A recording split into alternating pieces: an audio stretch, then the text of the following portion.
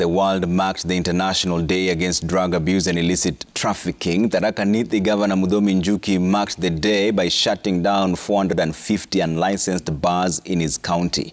This even as the National Authority for the Campaign Against Alcohol and Drug Abuse, NACADA, released its 2022 National Survey on the status of drugs and substance abuse in Kenya, which shows that a majority of Kenyans are introduced to drugs and substance abuse at an early age of 16 years. Martin Munene has the details.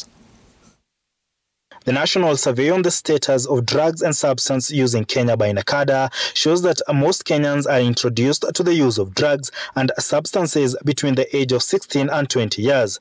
However, the youngest initiates in the use of tobacco is 6 years, alcohol 7 years, cannabis 8 years, and the youngest cat user is 8 years old.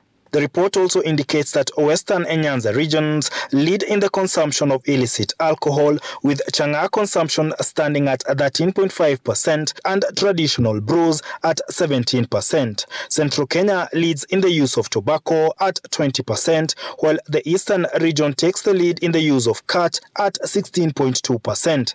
Nairobi and the Coast regions lead in the use of bang, with Nairobi standing at 9.7% for users aged between 15 and 24 years, and the Coast registering 7.7% for users aged between 25 and 35 years. This as the government intensifies the fight against alcoholism and drug abuse in the country, and more so in central Kenya. Tharaka Nithi Governor Muthomi Njuki took the lead by ordering the closure of 450 bars in his county to reduce such establishments in all towns within the county. Njuki holding that he will not back down despite loss of revenue associated with reduced liquor outlets.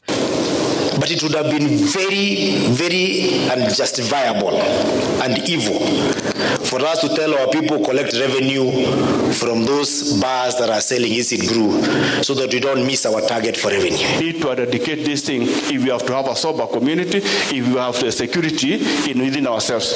This must come to an end today. We must bite the bullet.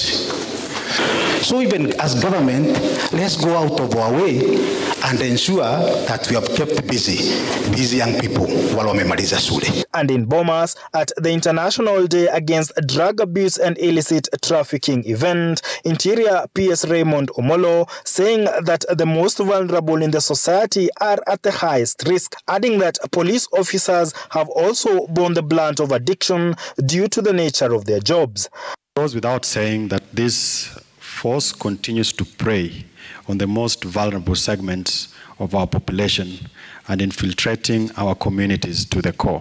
The PS adding that government efforts will be intensified in prevention measures and rehabilitation of addicts. Martin Munene, Citizen TV.